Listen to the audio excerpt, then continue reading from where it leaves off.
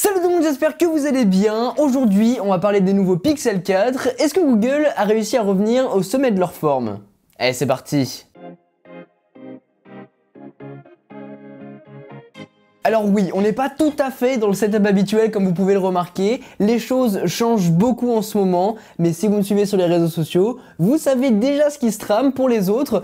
Et ben je vous invite à me suivre tout simplement. Il y a du coup quelques jours, je recevais les Pixel 4 et Pixel 4 XL de Google qui ont été officialisés la semaine dernière. Cette année, on n'aura pas du coup énormément de nouveautés par rapport au Pixel 3 de l'an dernier. Est-ce que ça vaut alors le coup de passer au Pixel 4, sachant que le prix est quand même très élevé et qu'on va le voir à la fin de la vidéo, mais la concurrence est quand même très ardue dans ce secteur là. En tout cas, j'ai pas les prix de vente du Pixel 3, mais c'est vrai que je connais pas grand monde dans mon entourage qui a un Pixel 3. Je sais pas vous, dites-le moi dans les commentaires si vous connaissez des gens qui en ont. Si vous en avez un, n'hésitez pas à vous manifester. Quoi qu'il en soit, c'est un pari de Google de relancer un Pixel 4 cette année avec cette nouvelle version qui a un tout nouveau design. On aura du vert glossy au dos avec un contour en mat et c'est vraiment super beau. Franchement, on aura toujours cette petite touche colorée avec le bouton. Par contre, en France, on n'aura qu'un seul coloris, ce noir, sachant qu'aux États-Unis, ils ont aussi une version blanche, la version panda, que j'aurais vraiment adoré avoir ici au studio pour vous le montrer. Mais non, on l'a pas.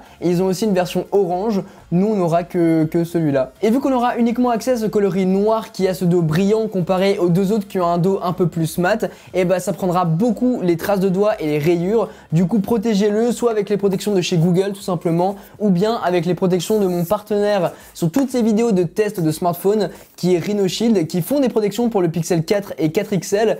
Et franchement, c'est très propre. Regardez ça. Avec ce coloris un petit peu fibre de carbone, ça rend vraiment super bien.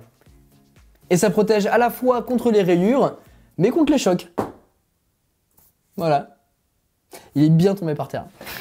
Sinon, il est vraiment super bien fini cette année, j'aime beaucoup. J'ai décidé de partir sur le Pixel 4, la plus petite version, sachant que la version XL existe toujours, hein. Elle est juste là derrière. Mais on a vraiment une très bonne prise en main avec celui-ci. Sur le dessus, finit la grosse encoche du Pixel 3 XL. Ici, on aura moins de bords, mais on garde une toute petite sur le dessus pour accueillir un capteur infrarouge et un radar Soli pour pouvoir faire des gestes à distance, pour éteindre une alarme, passer à la musique d'après ou la musique avant, ou bien pour capter notre présence et allumer l'écran quand on prend le smartphone en main. En fait, à partir du moment où je vais saisir le téléphone, il va le capter pour que je puisse directement slider pour déverrouiller. C'est pas plus compliqué que ça. En plus de ça, c'est combiné avec la reconnaissance faciale qui est infrarouge, qui fonctionnera du coup dans la nuit, qui fonctionne très rapidement. Là-dessus, j'ai été bluffé. Par contre, gros problème sur cette reconnaissance faciale, sachant que c'est la seule, hein, il n'y a pas de capteur d'empreinte digitale ou quoi que ce soit, on peut le déverrouiller avec les yeux fermés. Donc en gros,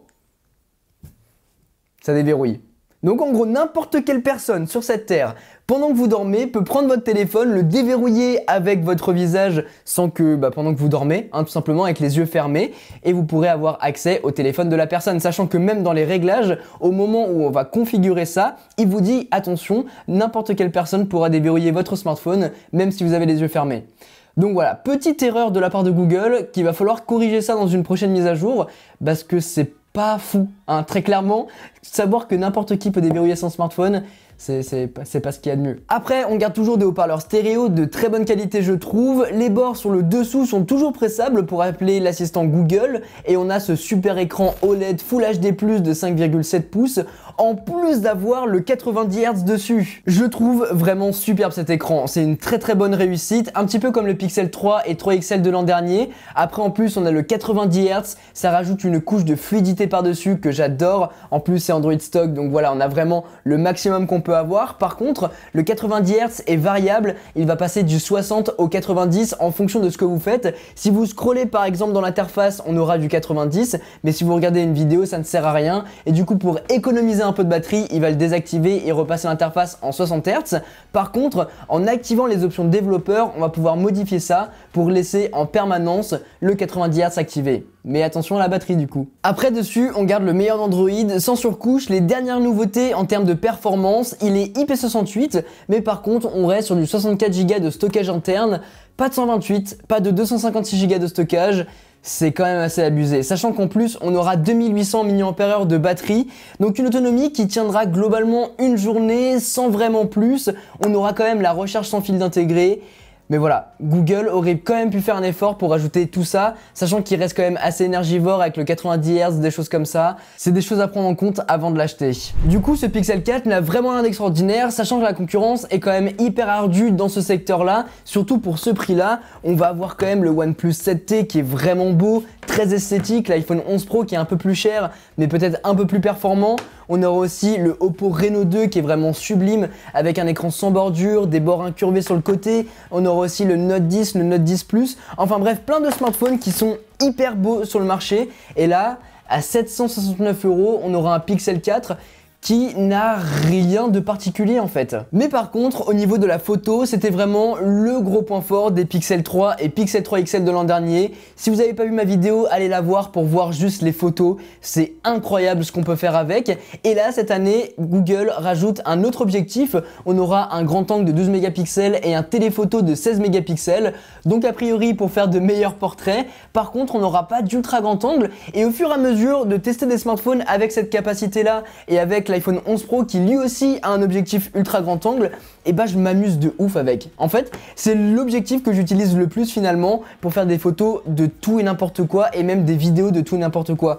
Donc voilà, ça m'a fait un petit peu chier de savoir qu'il n'était pas présent sur le Pixel 4. Quoi qu'il en soit, la qualité des photos est vraiment bonne. Les photos sont du coup excellentes, très contrastées avec un HDR de folie, un mode portrait toujours aussi excellent qui détourne très bien, c'est hallucinant ce qu'on peut faire avec. Mais en général, le smartphone utilise le zoom x2 pour les faire, tout comme le fait l'iPhone 11 Pro par exemple, mais après on peut choisir de jump du grand angle au téléphoto pour avoir un peu plus de choix. Le Pixel ne le fait pas et puis même il va utiliser l'objectif grand angle pour zoomer dedans afin de faire des portraits. Donc j'ai pas très bien compris. En plus, quand on fait une photo en mode portrait, on peut masquer l'objectif comme ça et on s'apercevra que en fait, il n'est pas utilisé pour faire ces portraits-là. Très bizarre, mais malgré ça, les photos sont quand même excellentes. Le traitement en post-prod créé par l'algorithme de Google est dingue. Et de nuit, on a aussi de très surprenants résultats. En plus de ça, Google a annoncé la possibilité de pouvoir faire de l'astrophotographie avec ses Pixel 4. Comment ça fonctionne? Il prend des pauses longues de 16 secondes qu'il va combiner pour faire une grosse pause longue de 4 minutes. Franchement, j'ai très envie de tester ça en escapade comme ça à la sauvage pour pouvoir tester ces capteurs et tester la qualité photo en mode nuit et l'astrophotographie. Si jamais ce petit vlog en mode on teste la photo vous intéresse, n'hésitez pas à me dire tout ça en commentaire. Voilà en tout cas les amis pour cette vidéo, j'espère vraiment qu'elle vous a plu. Si c'est le cas, n'oubliez pas de mettre un gros pouce bleu, de vous abonner et d'activer la cloche pour ne pas manquer toutes mes prochaines vidéos et éventuellement ce petit vlog escapade. Ça peut être sympa. Je vais pas vous le cacher, le Pixel 4 c'est vraiment un smartphone que j'apprécie, que j'adore utiliser avec son expérience utilisateur. Il est vraiment super sympa, je trouve esthétiquement parlant en plus de ça. Mais c'est un smartphone qui est un peu noyé dans la masse, surtout qu'il y a beaucoup d'autres smartphones qui sont sortis entre temps avec des designs particuliers, avec des petites fonctionnalités en plus, la caméra pop-up, des choses comme ça. Et du coup le Pixel 4 est un petit peu noyé dans la masse, surtout qu'il n'y a rien qui le différencie en fait. Le design sera peut-être meilleur chez la concurrence, l'aspect waouh le sera aussi ailleurs. On va retrouver l'iPhone 11 Pro qui est juste l'outil créatif par excellence. On a plein d'options différentes, 3 capteurs, la possibilité de faire des portraits différents. Du coup, c'est difficile de vous le recommander. Dans tous les cas, si vous voulez vous procurer ces Pixel 4 et Pixel 4 XL, je vous mettrai tous les liens dont vous aurez besoin dans la description, en plus de toutes mes vidéos sur tous les smartphones dont on vient de parler et ceux qu'on verra très prochainement. Sur ce, c'était Quentin, passez tous une très bonne journée. Tchou!